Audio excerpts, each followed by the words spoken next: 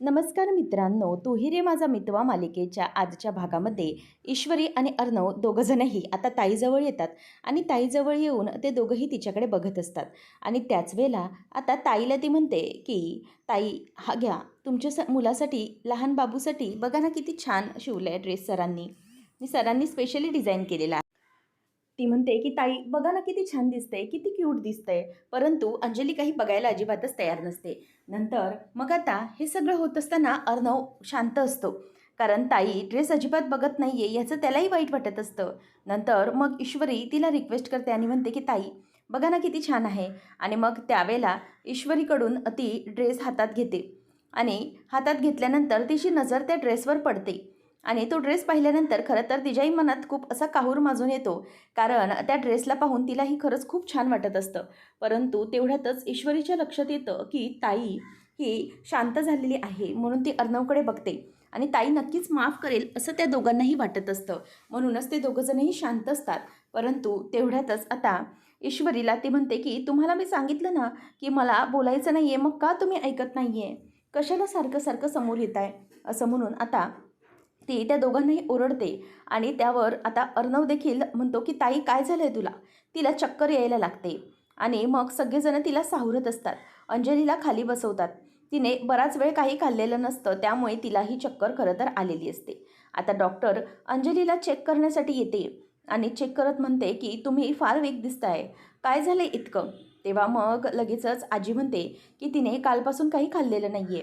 तेव्हा डॉक्टर ओरडतात, अंजली तुम्हाला काही कळतं की नाही. अहो तुम्ही गरोदर आहात आणि कालपासून काही खाल्लेलं नाही याचा अर्थ काय आहे.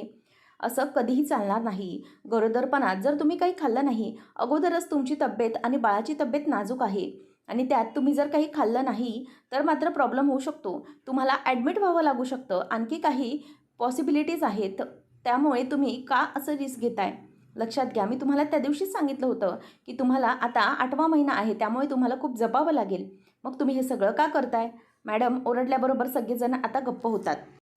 त्यानंतर आता त्या मॅडम बघायला लागतात आणि म्हणतात की हे बघा, मी तुम्हाला अगोदरच सांगितलेलं आहे तुम्हाला खूप जपायचं आहे, क्रिटिकल कंडिशन आहे, त्यात तुम्ही खाल्लं नाहीत तर त्यामुळे तुम्हाला आता खावंच लागेल. काही झालं तरी आता मी तुम्हाला काही गोळ्या लिहून देते, त्या तुम्हाला खाल्ल्यानंतर घ्यायच्या आहेत, समजलं. त्यामुळे काही झालं तरीही तुम्हाला तुमच्याबद्दल ही अजिबात दिरंगाई चालणार नाही. त्यानंतर मग आता इथे आजी म्हणत असते की मॅडम तुम्ही काळजी करू नका, आम्ही तिची तब्येत नक्कीच सांभाळू, काहीच प्रॉब्लेम नाही. त्यानंतर मग आता इथे हे सगळं होत असताना राकेश हा अंजलीकडे बघत असतो आणि म्हणतो की ऐकलं ना अंजली, डॉक्टर काय म्हणाले, तू खाल्लं नाही आहेस म्हणून कोणीच काही खाल्लं नाही आहे, मी पण कालपासून उपाशी आहे. तेव्हा मग लगेच राकेश म्हणतो की खरंच जीजू तुम्ही कालपासून काहीच खाल्लं नाही.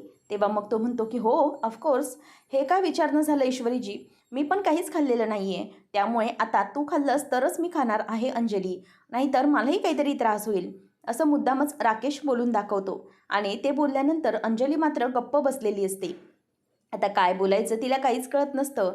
राकेश म्हणतो की हे बघ अंजली, किती काही झालं ना तरीही आपल्याला या गोष्टी व्यवस्थितपणे सांभाळाव्याच लागतील, प्लीज तू काळजी करू नको. अंजली म्हणते की अहो, मग तो म्हणतो की मला आता काही ऐकायचं नाही आहे, चल मी तुला आता भरवतोय, तू खाऊन घ्यायचं आहे गपचूप, समजलं. डॉक्टर निघून जाते आणि काळजी घ्यायला सांगते. त्यावेळेला राकेश आता तिला भरवायला लागतो. ती म्हणते की बरं ठीक आहे, खाते मी. आता हे ऐकल्यानंतर अर्णव म्हणतो की ताई खरंच आय एम ग्लॅड की तू आता खातेस म्हणून. तेव्हा लगेच अंजली त्याला म्हणते की मला दुसरं कोणीही म्हणालंय म्हणून मी खात नाही काही, मला यांनी जेवणाचा आग्रह केला म्हणूनच मी खाते, दुसऱ्या कोणासाठी मी काही करत नाही आहे. असं म्हटल्यावर आता अर्णवला तर वाईट वाटतं आणि आपली ताई खाते हे पाहून त्याला समाधान वाटतं आणि तो तिथून निघून जातो. आता राकेश म्हणत असतो की अंजली, आपल्या बाळाची तब्येत तुला जपायची आहे ना, त्यासाठी चल तुला आता खावंच लागेल, असं म्हणून आता राकेश हा तिला भरवत असतो आणि ती पण खात असते. आजी म्हणते की बरं झालं जावई बापू तुम्ही तरी तिला समजावलं होतं, असं म्हणून तीही तिचं त्याचंच कौतुक करत असते. त्यावेळेला आता ईश्वरी अर्णव तिथून निघून जातात आणि आजी मात्र त्यांच्यापाशीच बसून असते आणि गप्पा मारत असते. तर इथे ईश्वरी म्हणते की ताई तुम्ही खाऊन घ्या, असं म्हणून ईश्वरी पण निघून गेलेली असते. तर आता राकेश आणि अंजलीच्या गप्पा सुरू असतात. अंजली हे बघ, आता 8वा महिना लागलाय ना तुला, त्यामुळे तुला आता जपायला लागेल बरं, बाकीच्या सगळ्या गोष्टी सोडून दे. आजी पण म्हणत असते की हो अंजू, जावई बापू अगदी बरोबर बोलतायत, त्यामुळे तुला स्वतःला जपावंच लागेल. तेवढ्यातच आता अर्णव त्याच्या खोलीमध्ये येतो आणि तो शांत असतो. किती काही झालं तरीही आता ताईच्या पोटात गेले त्यामुळे त्याला तरी बरं वाटलेलं असतं. तेवढ्यातच तिथे ईश्वरी येते आणि ईश्वरी येऊन म्हणते की सर चला पटकनी खाऊन घ्या. तेव्हा अर्णव म्हणतो की मिस इंदोर नको आहे मला आता. ती म्हणते की नको आहे काय? मला तुम्ही सांगितलं होतात ना की ताईने खाल्लं तर मी पण खाणार आहे म्हणून. मग आता ताईने खाऊन घेतलं आहे ना, चला मग तुम्ही पण गपचूप खाऊन घ्या. असं म्हटल्यानंतर आता इथे अर्णव म्हणायला लागतो की बरं ठीक आहे चालेल चल मी खातो. मग ईश्वरी म्हणते की मी आता काहीच ऐकणार नाही आहे ना तुमचं, गपचूप खाऊन घ्यायचं आहे तुम्ही. आता ईश्वरी अगदी टेबल घेऊन अर्णवच्या बाजूलाच थैया मांडून बसते आणि त्याच्या चेहऱ्याकडे बघते आणि म्हणते की चला खाऊन घ्या आणि स्वतःच्याच हाताने त्याला घास भरवू लागते. तो म्हणतो की हे बघ मी सिंदूर मी काही कोणता लहान मुलगा नाही आहे, समजलं. तेव्हा ईश्वरी म्हणते की लहान मुलगा नसाल तुम्ही, पण आता तर तुम्हाला भरवण्याची खूप गरज आहे कारण तुमच्या ताईने खाल्लं आहे ना, चला लवकर. असं म्हणून आता ती त्याला घास भरवत असते. अर्णव पण गपचूप ईश्वरीच्या हातून आता घास भरवून घेत असतो. ती पण गप्प असते. अर्णव आता तिच्याकडे बघतो. ईश्वरी म्हणते की अर्णव सर काय झालंय? त्यावेळेला आता अर्णव हा तिच्याकडे बघतच राहतो आणि म्हणतो की तुला माहिती आहे का मिस इंदोर, किती काही झालं तरीही या सगळ्या गोष्टी मला खूप वाईट वाटतंय. म्हणजे माझी ताई ही पण लहानपणी असंच करायची माझ्यासोबत. जेव्हा मी असं कधी रुसलो ना, तर तेव्हा ती मला असा घास भरवायला यायची. पण आता मला याचं वाईट वाटत आहे की ताई आणि मी एकमेकांसाठी स्पेशल होतो. परंतु आता तो राकेश तो असा ताईशी खोटं बोलतोय ना, इतकं वाईट वागतोय ताईसोबत की सगळ्या गोष्टी या त्याच्या बाजूने फिरतायत. किती काही झालं तरीही त्याला हे समजतच नाही आहे माझ्या ताईला की तो माणूस कसा आहे ते. मला खरंच खूप वाईट वाटतं या गोष्टीचं की ताई माझ्या बाबतीत सगळ्या गोष्टी कधीही डावलून द्यायची नाही. पण आज अशी वेळ आली की ताई माझं काही ऐकायलाच तयार नाही आहे. ईश्वरी म्हणते की हे बघा सर, मी सांगितलं ना तुम्हाला, ताई खाल्लं हे तर चांगलं झालं ना. म्हणजे बाकी काही होईना, त्या राकेशच्या बोलण्यावरून का होईना, परंतु ताईने खाल्लं तरी ना, त्यांचं बाळ आणि त्या सेफ राहणं जास्त गरजेचं आहे ना. त्यासाठी आपण बाकीचा कोणताही नाही विचार करायचा. ताई व्यवस्थित राहिल्या पाहिजे इतकंच आपलं म्हणणं आहे. तर तसं झालं तर चांगलंच आहे ना. त्यावेळेला मग आता अर्णव म्हणायला लागतो, पण किती काही झालं तरीही मिस इंदोर मला एक गोष्ट लक्षात येते की ताईच्या बाबतीत मी खरंच खूप मोठी चूक केली आहे गं. त्या माणसाबद्दल अगोदर का नाही मी विचार केला? तेव्हा मग ईश्वरी म्हणते की सर आता सगळं जाऊ द्या ना, नका तो विषय काढू.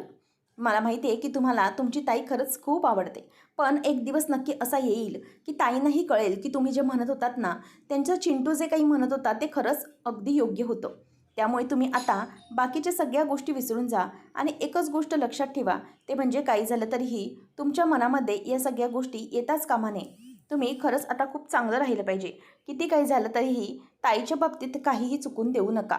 त्यानंतर मग आता अर्णवच्या डोळ्यात पुन्हा टचकन पाणी येतं.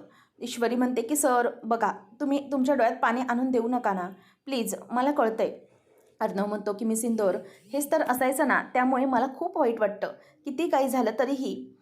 मग अर्णव पटकन ईश्वरीला मिठी मारतो. तिच्या पोटाजवळच तो अगदी तिला धरतो आणि म्हणतो की खरंच मिस इंदोर, याचा मला खूप त्रास होतोय. माझी ताई खरं तर यावेळेला मी रुसली तर मी तिला घास भरवायला हवा होता. ती माझ्या हाताने खायला हवी होती. पण नाही, आम्ही एकमेकांच्या हाताने न खाता या सगळ्या गोष्टी घडतायत. मला खरंच याचं खूप वाईट वाटतं. मी सिंदूर, खूप त्रास येतोय गं मला. म्हणजे माझ्या आई गेल्यानंतरचं दुःख मी खूप कठीणाने पचवलं आहे, तेही ताईच्या मदतीने. मग आता ताईच माझ्यासोबत नाही, त्याचं मला खरंच खूप वाईट वाटतं.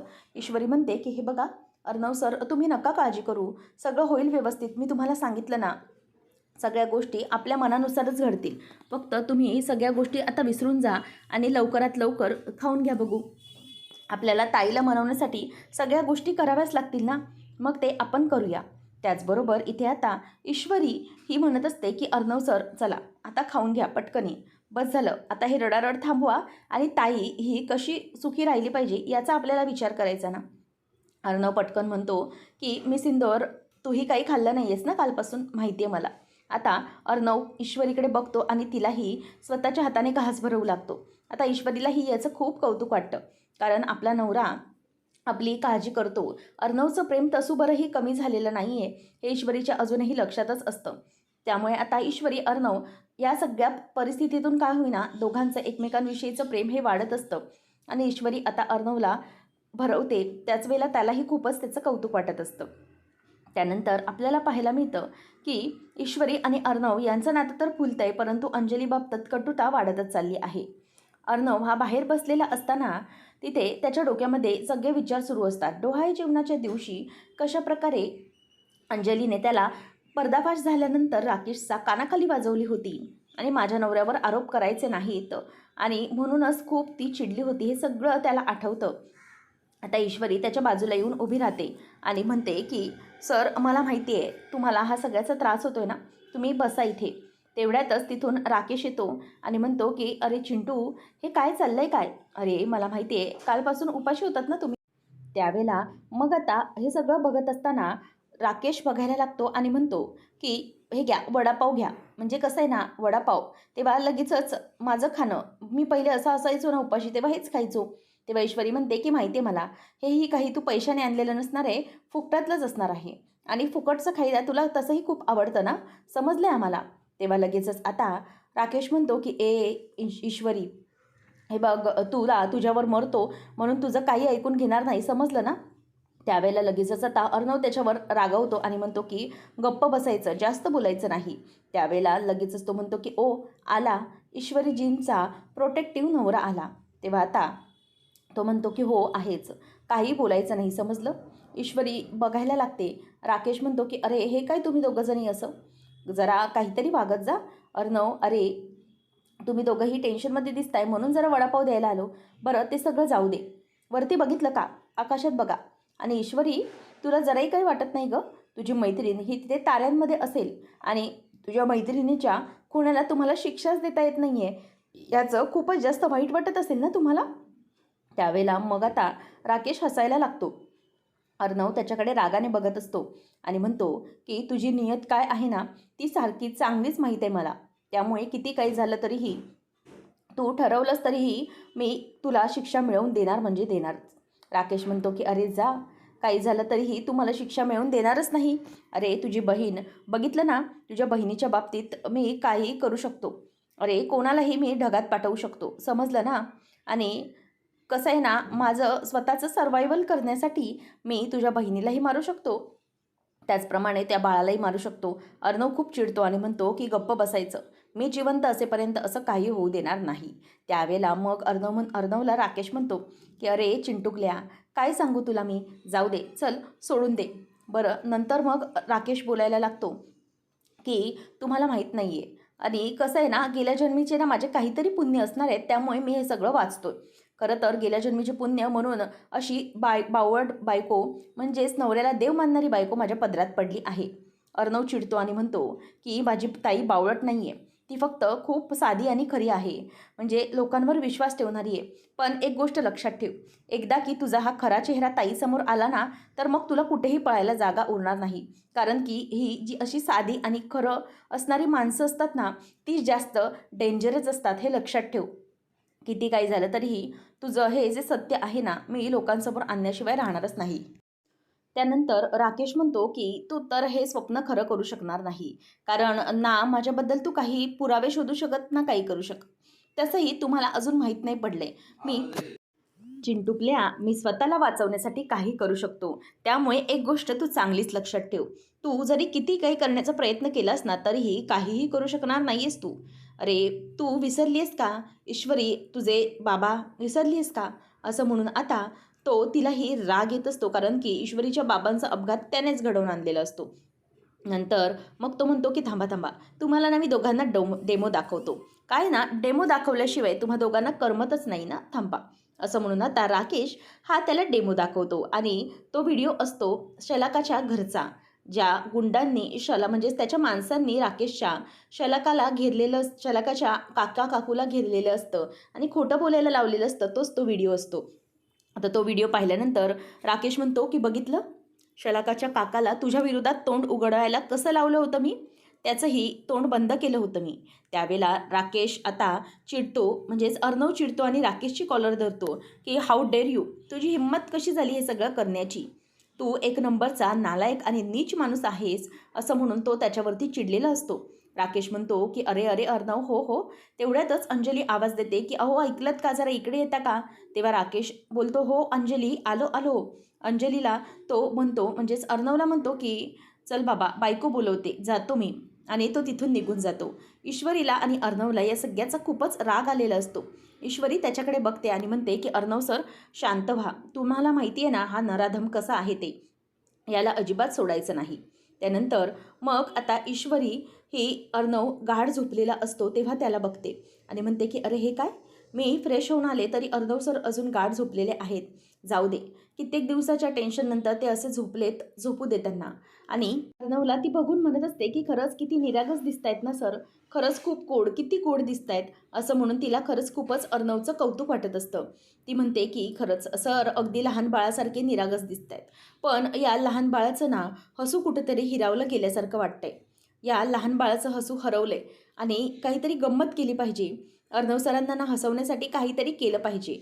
ईश्वरी विचार करते की इतके दिवस ते इतक्या टेन्शनमध्ये आहेत ताईच्या, त्यामुळे जरा आपण काहीतरी त्यांना हसवूया, असा विचार तिच्या डोक्यामध्ये सुरू असतो आणि ती म्हणते की चला कामाला लागूया. त्यानंतर मग आता ईश्वरी ही अर्णवला आवाज देत असते की उठा उठा अर्णव सर उठा. तेव्हा आता ईश्वरी लहान मुलांचा जो डॉक्टर सेट असते तो वापरते आणि तो वापरून अर्णवला आता ती उठवण्याचा प्रयत्न करत असते. अर्णव आता दचकन उठतो आणि म्हणतो की हे काय सगळं मिस इंदोर, हा कसला बालिशपणा आहे. अगं ही लहान मुलांची खेळणी आहे आणि हे काय तू केलंयस. अगं हे सगळं ताईच्या बाळासाठी आणलंय, मग तू तू हे सगळं का घेते. ईश्वरी म्हणते की हो ताईच्या बाळासाठी आणलंय, माहिती आहे हे लहान मुलांचं खेळणं आहे, पण कधीतरी आपणही लहान झालं तर काय फरक पडतो. तेव्हा मग ईश्वरीला तो म्हणतो की मिस इंदोर, तुला बरं तर वाटतंय ना, आर यू ऑल राईट, तुझी तब्येत तर ठीक आहे. ईश्वरी म्हणते की हो हो माझी तब्येत एकदम ठीक आहे, मला काही झालेलं नाही आहे. तो म्हणतो की मग हे असं बालिश काय वागतेस तू. ईश्वरी म्हणते की सर अहो बालिश कुठे, आपणही कधीतरी लहान व्हायला हवं ना. म्हणजे इतक्या सगळ्या धावपळीतून कधीतरी आपल्यालाही आपलं आयुष्य जगता यायला हवं, यासाठी मी हे सगळं करते. अर्णव म्हणतो पण मिस इंदोर या सगळ्याची खरंच काही गरज आहे. ईश्वरी म्हणते की गरज आहे तर सर तुम्ही विसरलात का, लहानपणी आपण ही खेळणी कशी वापरायचो ते. पण किती काय झालं तरीही या खेळण्यामधून आपल्याला आनंदच घेता आला पाहिजे, बरोबर ना. ही लहान कधीतरी ही खेळणी ना आपणही लहान मुलांसारखी वापरावी, म्हणजे आपल्यालाही आपलं आयुष्य काहीतरी नव्याने उमगतं.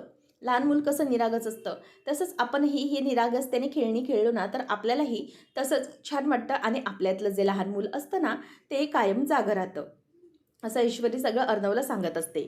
आता अर्णव म्हणत असतो की बरं बरं ठीक आहे चालेल, आता आवरतो मी, उशीर झालाय. ईश्वरी म्हणते की हो हो चालेल चालेल आवरा तुम्ही, काहीच प्रॉब्लेम नाही. नंतर मग आता ईश्वरी आणि अर्णव एकमेकांकडे बघतच असतात.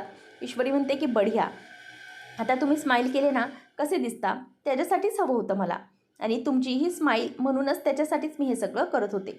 आता अर्णव ईश्वरीकडे बघतो आणि म्हणतो की चल चालेल चल मी फ्रेश होतो, आधीच मला खूप उशीर झाला आहे. ईश्वरी आता गप्प असते. अर्णव तिथून आतमध्ये निघून जातो. ईश्वरी म्हणते की सरांच्या चेहऱ्यावर थोडी का होईना स्माईल आणण्यासाठी मला हे असं छोटं छोटं काहीतरी करावं लागणार, पण एक दिवस नक्की सरांच्या चेहऱ्यावरचं स्माईल मी परत आणणार म्हणजे आणणारच, असं तिने पूर्णपणे ठरवलेलं असतं. आता नाश्त्याला बसल्यानंतर अर्णवचं डाएट फूड चालू असतं. तेव्हा मामा म्हणत असतो की खाल्लंय मी हे. ईश्वरी म्हणते की हे घ्या. अहो मामा खा आणखी, काहीच प्रॉब्लेम नाही. मामा म्हणतो की मी सगळं संपवून टाके ना. ईश्वरी म्हणते की हो मामा खा ना, मग काहीच प्रॉब्लेम नाही आहे. असं म्हणून त्यांचं सगळे प्रेमाचं बोलणं सुरू असतं. तेवढ्यात राकेश येतो आणि भंगारवाल्याचा आवाज येतो. मामा म्हणतो की भंगारवाला, अचानक कसं काय आला इथे भंगारवाला, कोणी बोलवलं त्याला. तेव्हा मामाला राकेश म्हणतो की मी बोलवले त्याला, हे घे, हे सगळे बॉक्स आहे ना, हा सगळा बॉक्स भंगारवाला आहे, माल आहे, त्यामुळे तू तो घेऊन जा. तेवढ्यातच ईश्वरी येते आणि म्हणते की एक मिनिट, हे सगळं भंगारचं आहे, कोणी सांगितलं तुम्हाला. हे ताई आणि सरांच्या लहानपणीची सगळी खेळणी आहेत, ती भंगारमध्ये का द्यायला निघाले तुम्ही. तो म्हणतो की मग उगाचच कशाला माझ्या खोलीत ठेवते, जर नातच नसेल तर ते गोष्टी ठेवून उपयोग काय आहे. त्यावेळेला मग आता लगेचच अर्णव म्हणतो की तुला कोणी सांगितलं की नातं नाही आहे म्हणून, त्यामुळे गप्प बसायचं, समजलं. मग त्यावर आता मामाला बघूनच राकेश म्हणायला लागतो की आहे ना मामा, कशाला, काय गरज आहे या सगळ्याची. राकेश म्हणतो की हे बघ चिंटू, अरे माझ्या खोलीत ना खूपच जास्त कचरा होत होता आणि उगीचच लहान मुलं येणार आहे माझं घरामध्ये, तर या गोष्टी कशाला ना जास्तीच्या, त्यामुळे बाजूलाच काढून टाकलं. माझी रूम आहे ती, किती कंजेस्टेड होणार ती. तेव्हा मात्र आता अर्णव म्हणतो की तुझी रूम, तुला कोणी सांगितलं ती तुझी रूम आहे? अरे तुझी त्या रूममध्ये राहण्याची लायकी तरी आहे का? अरे ती ताईची खोली आहे माझ्या, समजलं? आणि तू स्वतःच्या जीवावर काय करतोयस रे? मोठा उड्या मारतोस. तुझी लायकी तरी आहे का या घराला माझं घर बोलण्याची?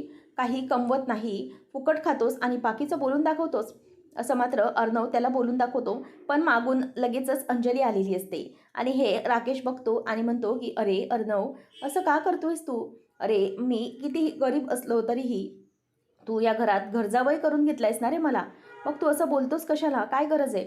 तो म्हणतो की घरजावई तू आहेस, समजलं? कारण तुझी लायकी नाही आहे या गोष्टींना हात लावण्याची. अजिबातच लायकी नाही आहे माझ्या ताईसोबतही राहण्याची.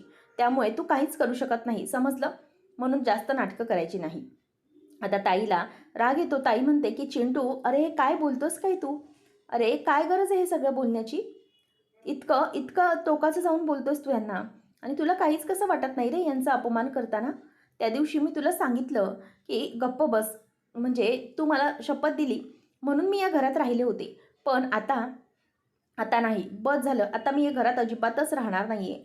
बस झालं, आता हे घर माझ्यासाठी परकं झालं आहे. अंजली असं बोलून तिथून निघून जाते. आता राकेश हा तिथे उभा असतो. अर्णव ताईच्या मागे मागे जातो. लगेचच आता राकेश ईश्वरीला बोलतो की बघितलं, तुझ्या नवऱ्याला भडकवणं किती सोपं आहे गं. तेव्हा ईश्वरी पण त्याच्याकडे रागाने बघते. अंजली आता येते, आजीच्या खोलीमध्ये येत असते आणि अर्णव मागून मागून येतो की ताई प्लीज थांब, मला बोलू दे. तेव्हा ताई म्हणते की माझ्या अंगाला हात पण लावू नको, बाजूला हो. तेव्हा आता लगेचच ताई म्हटल्याबरोबर अर्णव म्हणतो की अगं ताई प्लीज थांब ना.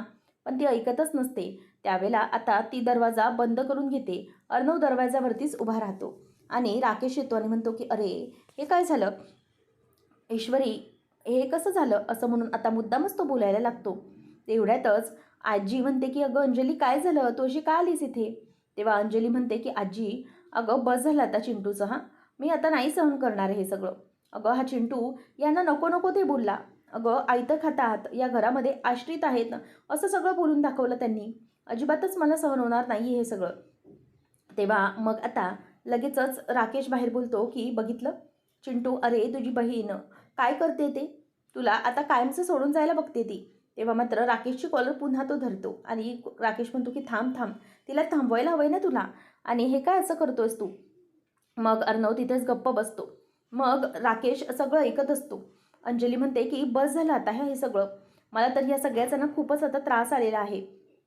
त्या दिवशी मला चिंटू बोलला म्हणूनच मी थांबले आईसाठी. मला वाटलं की त्याने मला आईची शपथ घातली म्हणजे आमच्यामधलं आईने जे दाखवून दिलेलं प्रेम होतं, जे आईचे संस्कार होते ते अजूनही त्याच्या मनात कुठेतरी आहे, म्हणून त्याने शपथ घातली आणि म्हणून मी थांबले होते. पण आता आता ना अजिबातच हे सगळं मला सहन होत नाही आहे. मी निघणारच आहे. तुझा आशीर्वाद घ्यायला आले होते आजी, तुझा आशीर्वाद असू दे. बस, आता या घरात मी यांच्याविषयी एकही वाईट शब्द ऐकून घेणार नाही आहे. अंजलीला आजी म्हणते की नको गं असं करू, पण ती ऐकायलाच तयार नसते. अंजली स्वतःच्या रूममध्ये येते आणि त्याच वेळेला आजी म्हणते की चिंटू, काय रे हे सगळं, असं कशाला वागतोयस तू? बघितलं ना अंजली आता काय करते ते. त्याच वेळेला आता राकेश म्हणत असतो की अंजली प्लीज जरा थांब, शांत हो. त्यावेळेला ती म्हणते की कशी शांत हो? बघितलं ना चिंटू तुम्हाला काय म्हणाला ते? तेव्हा मग तो म्हणतो की अगं काय चुकीचं म्हणाला तो, आश्रितच आहे ना मी या घरामध्ये. अगं या घरात माझं म्हणावं असं काय आहे सांग ना तू मला. तेव्हा अंजली म्हणते की हे बघा, तो काही असो पण त्याने तुम्हाला असं बोलायला नको हवं होतं. या घरात तुम्ही राहताय म्हणजे तुम्ही मला पोसू शकत नाही असं नाही आहे ना. तुम्ही फक्त माझ्या प्रेमाखातर इथे राहताय हे त्याला माहीत नाही आहे. पण नाही, आता बस झालं, नको, आपण हे सगळं आता थांबवूया इथेच. आणि मला आता या सगळ्याचा खूप कंटाळा आलेला आहे, बस झालं आहे आता. असं म्हणून आता अंजली ही त्याच्यावरती ओरडत असते आणि म्हणते की तुम्ही चला बघू इथून. आता मला ना या या घरात एकही क्षण राहायचं नाही आहे. मला आता हे घर माझं परकं झालं आहे, त्यामुळे तुम्ही प्लीज चला इथून आणि माझी बॅग घ्यायची आहे मला. तेव्हा अंजली पटापट कपडे भरत असते. तेव्हा राकेश मनात विचार करतो की ही बावळट बायको, हिच्यावरच्या अतिप्रेमामुळे माझी वाट लागणार आहे, कुठे राहणार आहे. म्हणजे मला तर सवय नाही आहे आता इतके दिवस या आलिशान घरामध्ये राहिलो आहे, आणि हिला या बावळटबाईला कुठे ठेवू मी, कुठे पोसू? माझंच पोसणं मला कठीण झालं आहे आणि हिला आणखी कुठे? असं म्हणून राकेश वैतागलेला असतो. त्यानंतर मग आता राकेश हा ईश्वरीला विचार करतो की ह्या बाईने काहीतरी करून थांबवलं पाहिजे, पण कोणाचंच काही अंजली ऐकायला तयार नसते. राकेश म्हणतो की प्लीज अंजली, अगं तुला 8वा महिना आहे आणि या 8व्या महिन्यात काही त्रास सहन करून घ्यायचा नाही आहे. प्लीज शांत हो. अगं तुला जपायचं आहे सांगितलं आहे ना आजीने. तेव्हा ती म्हणते की असू दे 8वा महिना.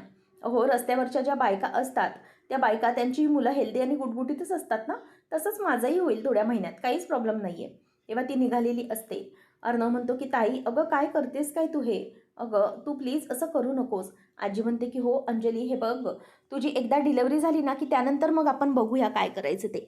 पण अंजली ऐकायलाच तयार नसते. ती म्हणते की चिंटू, त्या दिवशी तू शपथ दिली म्हणून मी थांबले, पण आता अजिबात नाही. कारण की हे जे सगळं तू काही वागतोय ना, त्याला काहीच अर्थ नाही. पुढच्या भागात ताई निघालेली असताना अर्णव थांबवतो. ताई म्हणते की बस झालं, आपल्यातलं जरा काहीतरी शिल्लक असेल ना नातं, तर तू मला अजिबात थांबवण्याचा प्रयत्न करणार नाही, समजलं? मला अजिबातच आता इथे थांबायचं नाही. अंजली ही तिथून आता गपचूप निघून जाते. त्यावेळेला अर्णवलाही खूप वाईट वाटायला लागतं आणि ती निघून गेल्यावर अर्णव तिथेच उभा असतो. मामा आणि सुप्रिया मामा आणि वल्लरी जात असताना त्यांना सुप्रिया दिसते आणि तो म्हणतो की सुप्रिया वहिनी. तेव्हा ती म्हणते की बापरे. वल्लरी घाबरते, आता मी मेले. मामा म्हणतो की अगं बापरे काय, त्यांना कुठे जायचंय तिथे बघतो ना, त्यांना कुठे सोडायचंय तिथे सोडून मग आपण जाऊया ना. सुप्रिया आता समोर दिसल्यावर वल्लरी पण जास्तच घाबरते. तेव्हा आता मामा हा एक मिनिट एक मिनिट असं म्हणून सुप्रिया वहिनीला आवाज देत असतो. तर वल्लरी म्हणते की आता ही गाडीत बसली तर मला ओळखणार, माझी वाटच लागून जाईल. आणि ती खूपच घाबरलेली असते.